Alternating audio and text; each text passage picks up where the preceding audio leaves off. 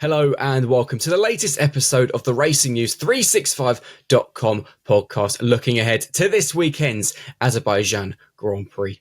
From Racing News 365, my name is Nick Golding and I'm joined, as always, by 2023 Young Journalist of the Year, Sam Coop. I'm going to keep using that. And, of course, lead editor Ian Park. Gentlemen, F1 returned from the summer in frenetic fashion. It has had a week to cool off, but it is very much back this weekend with the start of perhaps the most grueling doubleheader that the sport has maybe ever seen. Kicking off, Ian, in Baku this weekend, one of the toughest circuits on the calendar. Yeah, a lot to prove for all teams, all four teams that are, vying for those pole positions, those Grand Prix victories. We've got Red Bull on a really bad run at the moment. As we all know, what has that car got around Baku in particular, where it's actually scored back-to-back 1-2s with Checo and Max. Checo's actually gone and won 2 of the last 3 around Baku, so he loves this street circuit, but is that car ideal? Ferrari, of course, coming off the back of a great victory at Monza for them. Upgrades on that car. Will those up? Mercedes trying to get back into contention, went into the summer break on a high, has come out of it now with the Dutch and Italian Grand Prix, wondering as to its loss of form, what can it do? And of course, McLaren, that has been the class act of the field, has it now got the car for these 2 street circuits? So a lot of questions to be answered going into this race, going into this doubleheader, which, as you say, is a really grueling one for all teams, all drivers, in particular when we get to the heat and humidity of the Marina Bay street circuit in Singapore. And Sam, it is, as Ian just mentioned, it is so grueling for all the teams because we've got Baku this weekend, which we know has got its monster long main start finish straight. It's a tight and twisty circuit as well, particularly the section around the castle where Charles Leclerc has hit the barrier once or twice. And then we go obviously into Singapore, where it's always hot and humid. The drivers lose considerable weight during the race. This is arguably the most grueling doubleheader perhaps has ever been in F1. Yeah, it's really tough, and especially, but if you think about by the end of the Singapore Grand Prix, they'd have very little left in the tank, and that's going to be kind of exacerbated by having Baku before. The saving grace for the teams is that you have 2 fairly similar track profiles. Yes, obviously Baku has these huge long straights, but every real kind of corner is a slow corner, much like with Singapore. So there are some benefits, and you can almost see why the calendar has been shaped in this way. But yeah, it's going to be pretty difficult for the teams to go back to back from, there's still a fair distance between these 2 places as well. Obviously, we know that Singapore is a night race, but it's kind of run on the European schedule in terms of time-wise. So there's not that transition you'd usually have. So another kind of saving grace there. But yeah, it's going to be difficult for sure. Kicking things off, though. The other saving grace for all the teams and drivers is, for the first time, we are going to have an autumnal break. We've just come out of 3.5 weeks off between Grand Prix. We're going to have another 3.5 weeks off coming out of Singapore, going into then the triple header in the Americas, US, Mexico, and Brazil. So nice 3 weekends off for the drivers, and for the drivers in particular, not quite for the teams. There's no shutdown like across the summer where there is an absolute cast iron guaranteed. Everybody's off for 2 weeks. Nothing happens. Nobody answers their phones, etc., etc. On this occasion, the teams are still up and running in the background. And as we come out of that Azerbaijan, Singapore doubleheader, the teams will be flat out, particularly those that are still in championship contention in the constructors and drivers, looking to get those cars prepared for the last 6 Grand Prix, the 2 triple headers that we've got to end the season this year. So there is that gap, at least for the drivers, to recuperate. Not quite so much for the teams, but yes, something a bit different this season anyway that we've not had previously. Absolutely. And as to kicking things off, though, with the championship leaders, Max Verstappen and Red Bull, it's been a very difficult period for them. We've discussed that in great detail. And actually, they go into a doubleheader, which on paper, Singapore, we know, is a difficult one for them. Azerbaijan has actually been quite a good venue for them in recent years. But they've got obviously Lando Norris, McLaren hot on their heels. Charles Leclerc and Ferrari are not a million miles away. Ian, this is a massive fortnight for Red Bull, because there's a very, very good chance that if they can't get on top of their problems, or at least manage them across the next two races, they could find themselves not at the top of the championship, but actually potentially even third or some way adrift of McLaren, given the force that McLaren and Ferrari seem to now have.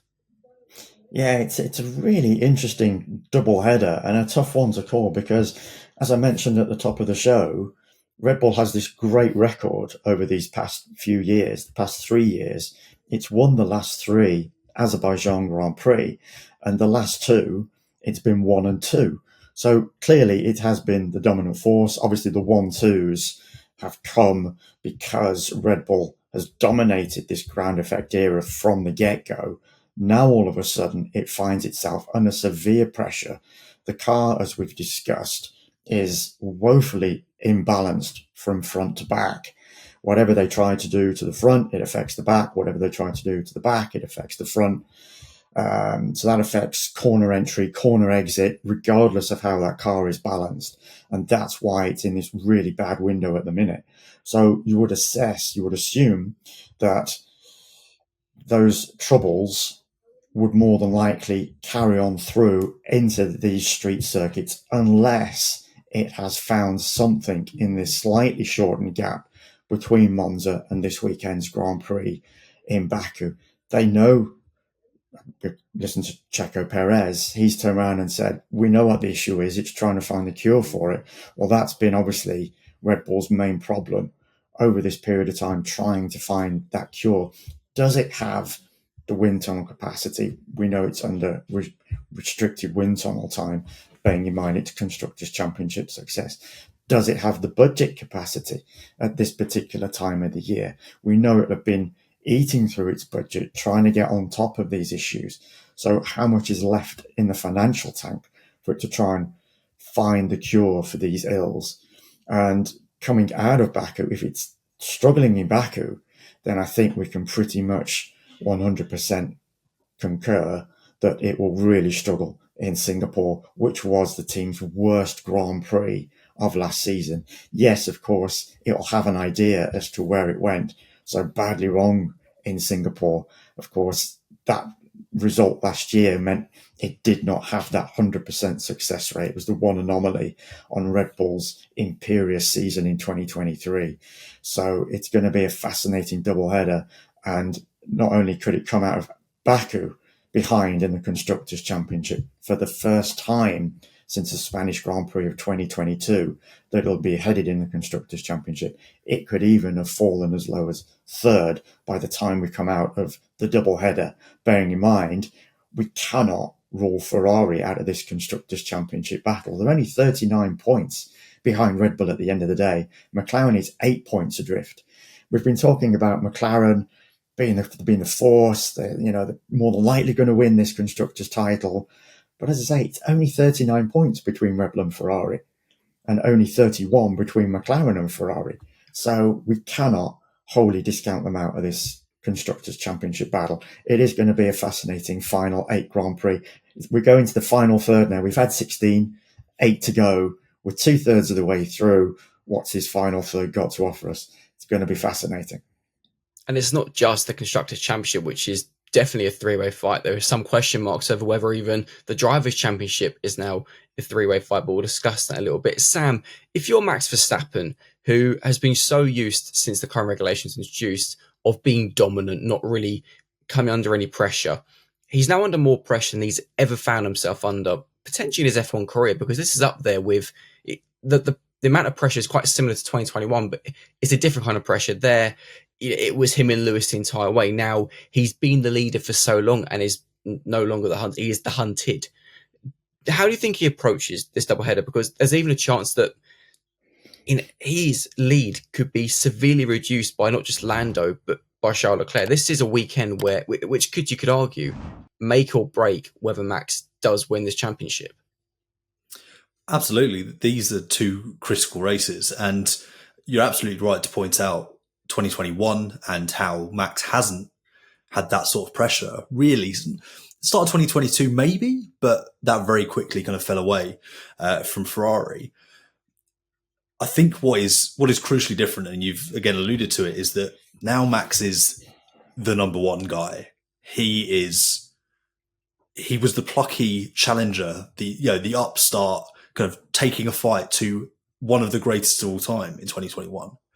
He has now written himself into the record books in various ways, and he has to kind of, almost arrest that slide that we're now starting to see from Red Bull.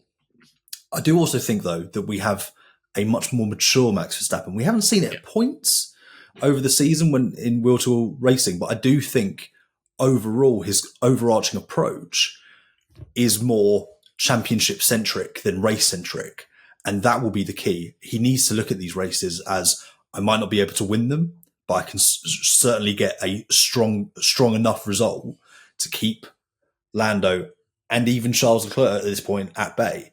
He needs to, basically, the gap needs to be, on average, I think it's slightly less than 8 points that he's losing per race over the remainder of the season to stave off Lando. So he'll be looking at that. Drivers will say, "Oh, I don't look at the standings, or I don't think about that on a race by race basis." I would take that with a pinch of salt. I'm sure they probably do. When they're in the car, they know where they need to be relative to their rival. So he'll be doing that. He'll be managing through. And I think, he'll be basically applying that learning and that maturity. And that's ultimately the only way that he can get through this period, because if he goes for broke, he's going to end up with nothing. So he needs to, take the more mature path here. That's a very interesting point on the mature path, because we've seen, as you mentioned, at times this season where he's not been that mature character. Obviously, Hungary in particular, we all know what happened there. Let's talk about McLaren, though, because you kind of felt like Monza was a massively missed opportunity by them, given obviously what happened between Oscar and Lando on the first lap, papaya rules, and obviously coming out of the race, going into it, we were all saying, team orders has got to be coming soon at some point. What came out after the race from Zach Brown and Andrea Stella, Ian, was kind of alluding to the fact that, team orders actually might need to start being used now. Do you think we're going to start seeing that in play potentially as soon as Baku this weekend? I think, bearing in mind what Andrea Stella said post-Italian Grand Prix, said it all, that maybe the papaya rules weren't as clear as they should have been made out to the guys, but more importantly, that they would now start to favour Lando over Oscar, bearing in mind he is the bigger threat. So we're going into this weekend in Azerbaijan, and you have to assume that McLaren will still be the car to beat, as it has been the last few Grand Prix now. It should have scored a 1-2 in Monza, regardless of which way round that should have played out. Oscar ahead of Lando, or Lando ahead of Oscar. But it didn't. It only came away with a 2-3. That would have underscored the disappointment that the team will have felt leaving Monza that particular weekend, because it knew it quite comfortably had the car to score the 1-2 to emulate what it had achieved on Saturday in qualifying. And it just didn't do that, simply because of what was, when we discussed it, what was at the end of the day a really great overtake. If that had been two drivers from different teams, I think we'd have been talking about that as being arguably one of the best overtakes of the season. It still was, because of just simply the move that was made. But because of the ramifications that followed on from it, in particular for McLaren, and especially obviously the two drivers, we're now looking at that overtake as, well, this is what's come out of it. And it's not been that great for the team, because if that had been a 1-2, McLaren would have been coming out of Monza with the lead in the Constructors' Championship. It's now behind, because obviously Oscar's move on Lando got Lando out of shape a little bit coming out of the second chicane, and that allowed Charles Leclerc the run on Lando, and then he got second place. And obviously then as the race unfolded, delivered a brilliant one-stop strategy for Ferrari and Leclerc to go on to win that Grand Prix. So for McLaren now, they've looked at the situation, and you would assume there would have been a considerable debrief post-Grand Prix away from the eyes of us media looking upon them. And if Andrea has followed up on his comments by saying, we're now going to start favouring Lando to the two drivers in that debrief, then we've got to look at Lando now being, whilst he didn't want to use the phrase, the number one driver within McLaren for the rest of this season.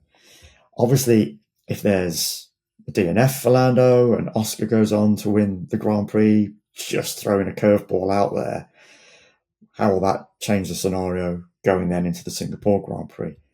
Obviously, it depends on what Max might have achieved, of course, but they're going to be playing it race by race, you would assume. But initially, yes, for this weekend, I'm going to take Andrea at his word that they are going to favour Lando going forward, and we will see how that will play out quite specifically over the course of this weekend, should any particular incident or situation arise where a kind of team order has to come into play.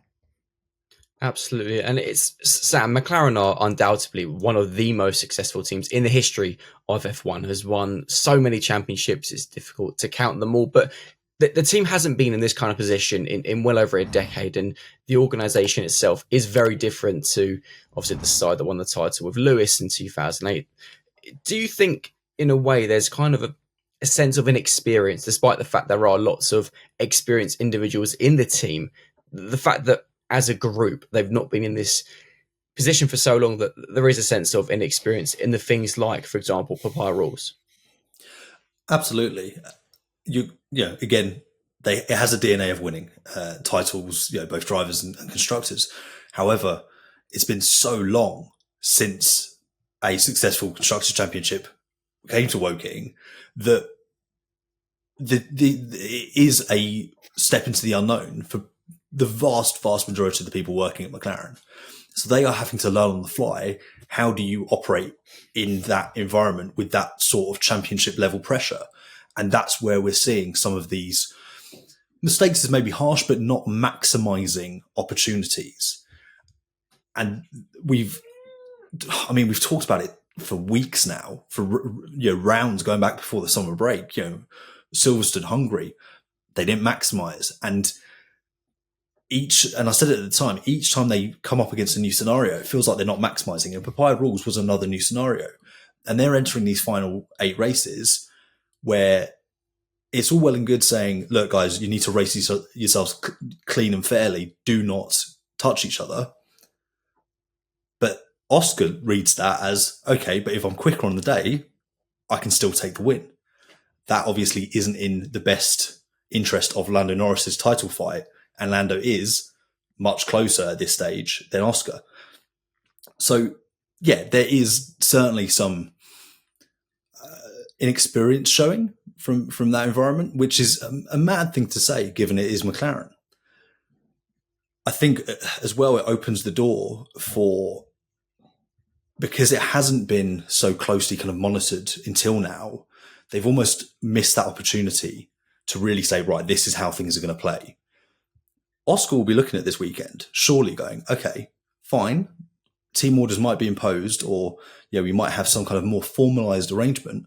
However, if I absolutely nail this and say get pole, and Lando has a bit of an off lap, he's say qualifies 3rd or 4th, what are you going to do? Lando has to get to me. So you're going to have a very, very motivated Oscar Piastri to go, you know what, I'm going to make the whole team orders thing redundant because my teammate isn't going to be able to get close to me. So, and you've got all these other factors, and had they formalized that rounds ago, Lando would be further ahead. He'd be closer to Max, and this would be less of a, as Ian rightly pointed out, 1 DNF for Lando, 1 win for Oscar, and you have, maths-wise, I think they're basically neck and neck at that stage. Or in fact, Oscar may be even ahead of Lando in the championship at that point. So that's the kind of precarious situation they've allowed themselves to get in through this inexperience. So there is a very good chance that that is what ends up costing the driver's title for Lando, and maybe even a huge outside bet, Oscar Piastri as well. But I suppose that's also the problem of having. So I'll come to this scene actually, because this almost proves the point of some of the dangers of having two such quick drivers. Oscar is no slouch, and obviously at Red Bull it's a very different situation where Max Verstappen, even on a bad day, is typically ahead of Sergio Perez. This is where McLaren has kind of shot itself in the foot a little bit, because Oscar is improving very, very quickly, given that he's still only been in F1 as a full-time driver for 20 months now. Yeah. I mean, the point I was going to make is there are 44 points between them. Yeah. Which is, bottom line, it's 2 race wins effectively for Oscar to come back on Lando there. Never mind then trying to overhaul Max Verstappen. I think it's 106 points to Max from Oscar to Oscar. So you can see why at this stage in the season they're going to think, we've got the opportunity to do something we've not done for a very long time, and that's win both titles. We're in the fight for both titles. It's pretty obvious with a third of the season to go, and despite the vast number of points that are still up for grabs, that our best bet to win the driver's title is with Lando Norris right now, because he's that much closer. That simple maths, that simple logic dictates that scenario for McLaren, whilst obviously Oscar is very, very quickly proving himself in this environment. As you say, this is only a season and 2/3 into his Formula One career. And that move on Lando at Monza exemplified for me, and it's been said by many people better than I, that actually they feel he is the better driver within McLaren than Lando Norris. Lando, for me, is still making just too many little errors that would make him the complete racing driver, whereas Oscar very quickly in his, fledgling F1 career, he's proving himself to be calm, calculated, assured, and for me, making far fewer mistakes than Lando, from what I can recall certainly over the course of this season in particular. That would be if I was to look back across everything, as I say, he's barely put a wheel out of place, Oscar, across this season. And Sam's nodding his head, so I'm hoping I've got the right take on that one. But as you say, almost McLaren now is kind of backed into this corner, but it has this situation where, because Lando is so much closer, because they've got this opportunity to win this first driver's title since Lewis in 2008, that they've got to obviously back Lando over Oscar, regardless of the situation that Oscar might find himself in on certain occasions in Grand Prix, as Sam's alluded to. If Oscar's on pole, Lando's a few places back, Oscar's got to say, well, Lando's got to come to me if I'm going to help him in any kind of situation. But obviously, if there are going to be scenarios where Oscar can out Lando, then we probably will see that play out sooner rather than later. And just to add to that, if I may, I think to build on your point about Oscar versus Lando and how Oscar's performing, it feels like Oscar is the more consistent driver. He's always there or thereabouts at his level, whereas Lando's maybe a little bit more peaky. Good word. Yeah. And on the two number one drivers kind of dilemma that they have, Zach Brown made some very, very interesting comments after Monza, where he kind of said, look, this is the McLaren way. We often have two drivers who are number one drivers. And, he then said, Hamilton, Prost, Senna. And it's like, okay, that's a nice sentiment. But what you're omitting from that is that Hamilton and Alonso lasted a season. Senna and Prost, I mean, we forget, but that only lasted 2 before that all came to blows and Prost left Ferrari. I don't think this is sustainable. They're going to end up, by not favouring one outright and making it absolutely clear where things stand, they're going to end up annoying and upsetting both of them. They could end up losing one, if not both of them. So you start to kind of think, well, you might need to have whatever contract Gabriel Bortoleto may sign at stake, an ironclad clause in there that allows you to put him in the car and McLaren if you end up losing one of those guys, because it's a really precarious situation for them. And again, Andrea Stella said with Oscar, he said, look, the future is yours almost. I can't remember verbatim what he said, but he said that invest in your future now by supporting the team, supporting Lando, which almost indicates this kind of, look, Lando might get it this year, but we don't anticipate he will against you moving forward if we continue to be in a championship window. So it's a very dynamic, fluid situation where they're really trying to map out actually who's the guy that we really need to back here for future years.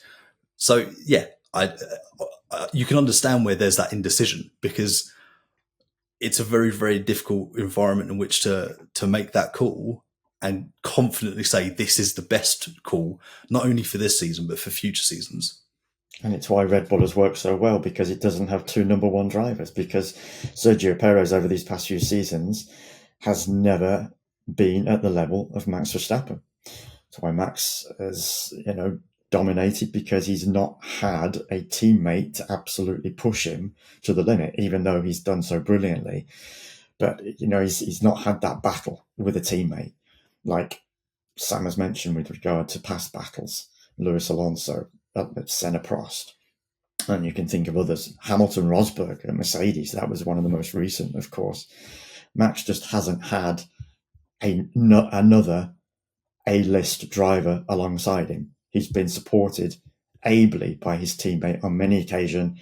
Checo's done enough, obviously, to help the team win the Constructors' title last year, although Max, as we've said previously, could have won it on his own last season. He was that dominant in that Red Bull.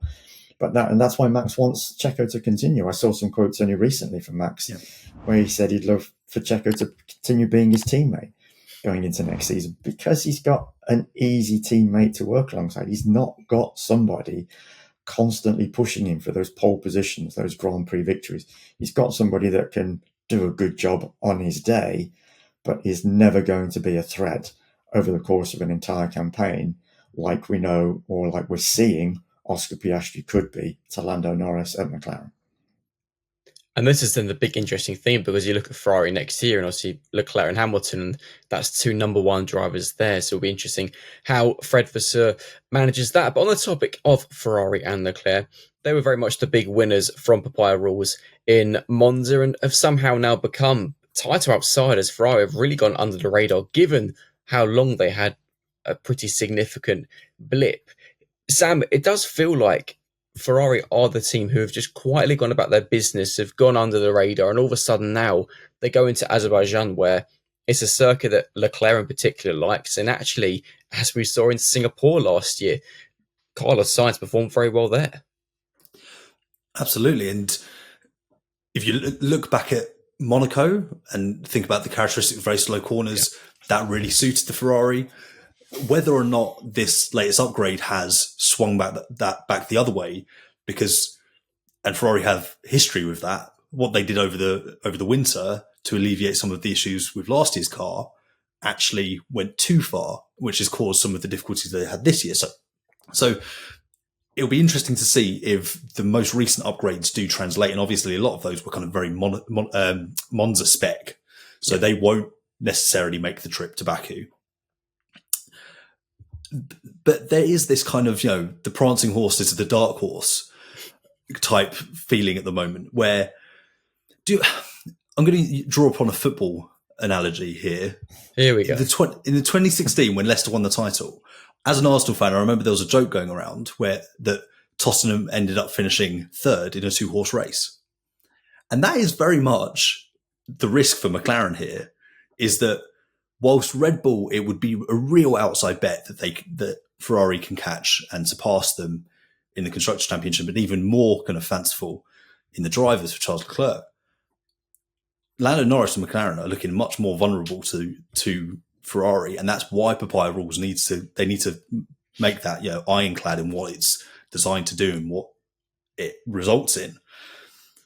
But yeah, I think Ferrari will be feeling certainly more confident, having made that recovery back between those two wins in Monaco and Monza, but also very, very aware that, again, as Ian mentioned, the last time they won, they fell off a bit of a cliff and had a really difficult run. And that is ultimately what stopped, or at least temporarily suspended, Charles Leclerc's title drive, was that run of 4 races, I think, minimal points.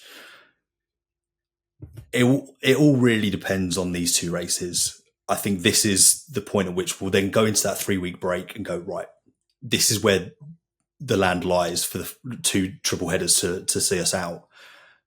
If it goes well for Ferrari, they're absolutely there. If the gap stays roughly where it is or gets worse, then we know that we're back down to a 2-horse race. Ian, do you think Ferrari feel like they are title contenders? Do you think they are just kind of not happy to sit for 3rd, but content? Content. I think every word that you heard coming out of Charles Leclerc and Fred Vasseur post-Italy was caution. They were really playing down the chances. I think from Charles's perspective with regard to the driver's title, he's a massive outside bet. But as I said at the top of the show, Ferrari and the constructors, it's 39 points. As Sam said, they're a dark horse. They've been floating under the radar, or floating just outside the radar here, whereas we've all been concentrating on McLaren reeling in Red Bull at a rapid rate of knots to such an extent that the gap is only 8 points, and they could quite easily be leading the Constructors' Championship coming out of Baku this weekend. Well, 39 points to Red Bull, 31 to McLaren. They are there. They are in contention for this Constructors' title. And as I say, these 2 Grand Prix are going to be a real acid test for Ferrari. We know that, as Sam mentioned, that they came out of the Monaco Grand Prix where Charles won handsomely. And we thought from that point on, this is it. Both he and the Scuderia are really in contention for both titles. And they suffered that disastrous 4-race run. They brought that Spanish upgrade package, which just did not work. And they've been, ever since then, trying to dig themselves out of that hole. Now they've come up with this, predominantly Monza spec package, but nevertheless, there were other components within it that they would hope will lend itself to delivering good performance around these circuits to come. And if they can do something of note around Baku, and again in Singapore, where you said Nick had a great, whereas Carlos Sainz had a great win last season, was the only non-Red Bull driver to win a Grand Prix last season, then we most definitely cannot discount Ferrari out of the Constructors' Championship. So I can understand the caution being preached on one side by Ferrari, because naturally, once bitten, twice shy. Bearing in mind, as I say, what happened coming out of Monaco with those Spanish Grand Prix upgrades, they just didn't work where they would have been hoping to propel themselves forward. So now it's, do these Italian Grand Prix upgrades, are they now going to be the cure for the issues that we had with regard to what we delivered in Spain? And we know from speaking to Jock Clear, one of the chief Ferrari engineers, in the build-up to the Monza weekend, that predominantly those upgrades were seen as a cure rather than a carryover from the Spanish Grand Prix upgrade. On the top, go on, Sam. Sorry, just that's all right. No worries. We keep on doing this to you, Nick. There's an element of undersell, over deliver for Ferrari here. There's no expectation that they're going to win the title. There's just kind of hope that they'll get in the fight. So they'd be silly to kind of oversell it. But I think what can be the key here, or who can be the key here, is Carlos Sainz. He's not in the title fight. Yes, he'll want to go out on top and get some very strong results. But this is a man who's openly said that he wants to work with Ferrari in the future. And, Fred Vasseur is open to that as well. It's not out of the realms of possibility that this is a partnership that comes back together at some point. What better way to go out on top than to play an excellent team game and win a constructors title in your final year at Ferrari? And that is the difference between Ferrari and McLaren in this fight, is that they don't have that inter-team or that drama within the team. And I think that could potentially be a difference maker when all is said and done. Absolutely. And just going back to Ian, your point on upgrades, and obviously looks set that Aston Martin are going to get a pretty significant upgrade in the form of Adrian Newey, obviously in what's kind of become the second worst kept secret of the season after Andrea Kimi Antonelli to Mercedes. But Ian, it's looking likely that Adrian Newey is set to be moving to Aston Martin. Yeah, we're recording this podcast on Monday morning in the build-up to the Baku Grand Prix weekend. Aston Martin has a press conference for 11 a.m. British summer time on Tuesday morning. So we're a good 24 hours ahead here as we sit here and you listen to us, guys. And yes, it's been a long time coming, hasn't it? We knew back in early May that Adrian Newey, after 19 seasons, was calling it a day with Red Bull. And naturally, as soon as that news came out, it was a case of, right, where is he going to end up next? Because the assumption was he would continue, that he would want to carry on somewhere else the legendary achievements of his standout career, the most decorated technician in Formula One history. So many constructors titles, so many drivers titles behind him, while now he faces a real acid test of those credentials, going to an Aston Martin team that over these past few years, under the ownership of Lawrence Stroll and his lesser known consortium, it does have a number of people behind him that are within that group, but Lawrence Stroll is the figurehead, as we've seen. He's put his money where his mouth is. He's delivered the factory. The wind tunnel, brand new wind tunnel, is due to go online later this year, along with a simulator. The factory is state of the art. The wind tunnel will be the newest in Formula One. There's not been a new wind tunnel built specifically for Formula One for more than 20 years now. So that gives you some, yes, McLaren significantly upgraded its aging wind tunnel, but it's not a brand new wind tunnel. This is brand new, specifically built. So that's going to be a major player for 2026. They've been bringing in all these major names over these past few months. And now this is, in Adrian Newey, the biggest name. This is, you would have to believe, the final piece of that jigsaw for Lawrence Stroll to finally realize his ambitions when he set out. And I remember the press conference. I was sat in my car, going back, I think it was about 3 years ago now, and he turned around and said that within 5 years, he wanted that team to be winning Grand Prix and challenging for the titles. Came very close at the start of last season, of course. They weren't too far away. Fernando was on the podium 6 in 8 races, 6 podiums in the first 8 Grand Prix last season. Before this dramatic tail off, they just got things horribly wrong. Well, now with Adrian coming on board, and yes, while it won't be until some period of time within the first quarter of next year, nevertheless, you would assume he would have enough time to have a handle and a grip on the regulations for 2026 that he and the team that he will be working with will be able to produce a Grand Prix victory challenging, title challenging car for 2026 going forwards. A lot of pressure on Adrian to get this one right. But we've seen in the past, he has this illustrious track record. He's done it right so many times with so many other teams. can he do it now with Aston Martin? But arguably as well, and I'll come to you with this, Sam, this is also a lot of pressure for Fernando Alonso, because if you've got Adrian Newey behind you, designing your car, there's not really many more ingredients you need to be trying to push for a world title. In his case, this eluded third title, which he has wanted for so long, that Adrian Newey could be the missing ingredient for Fernando, because if he still fails to win a third title with Adrian, then what is there left for him? Well, exactly. And this could be a defining chapter in Fernando's legacy, and an opportunity to turn around and right some of those wrongs, where I think accumulatively, and it's almost kind of Prost-like, in terms of so many championships left on the table. I think if you